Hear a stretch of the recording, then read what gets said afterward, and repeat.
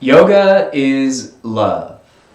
And to see this in your yoga practice, you may, at the beginning, as a beginner yogini or yogin or yogi, you may see yourself in someone else's body.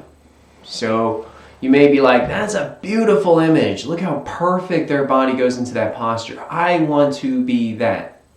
There is a desire to go and be something that you're not. This desire is a temptation. Honestly, it's just an ember losing its oxygen. But love is, in yoga practice, is when you connect to what's happening in yourself.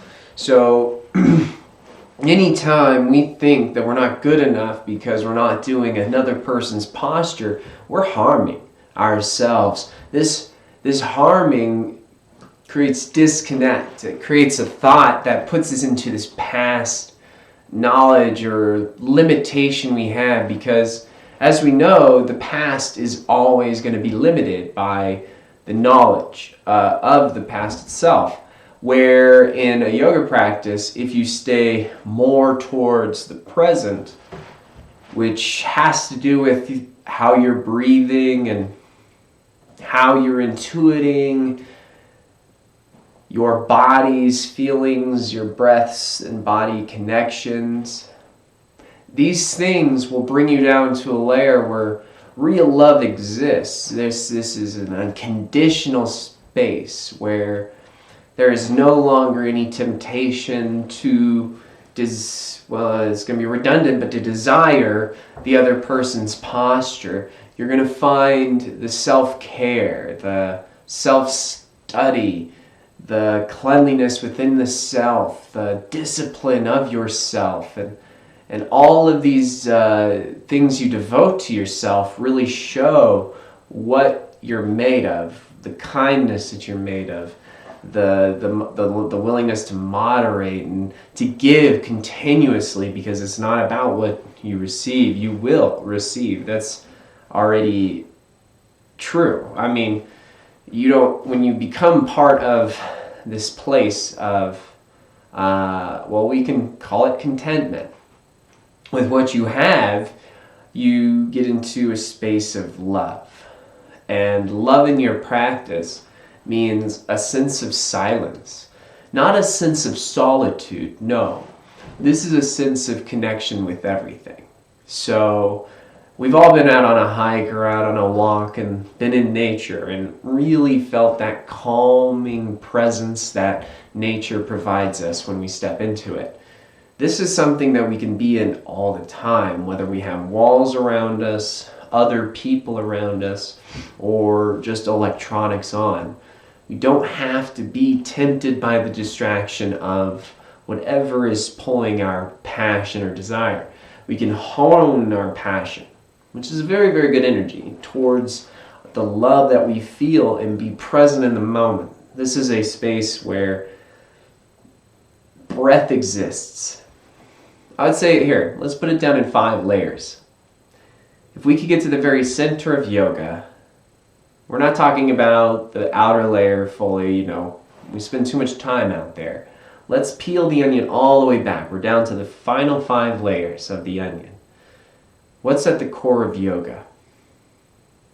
Now, this is just my opinion, so you can focus on your perspective. That's what's most important.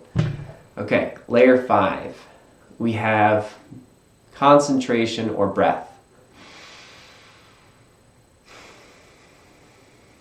You practice that enough, you peel it back. Layer 4, you have your intuition.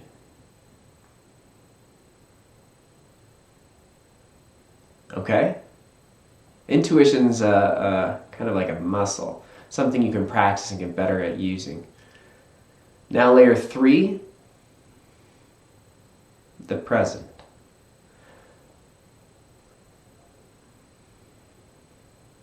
What's inside the present moment, where everything exists? What matters? Layer 2.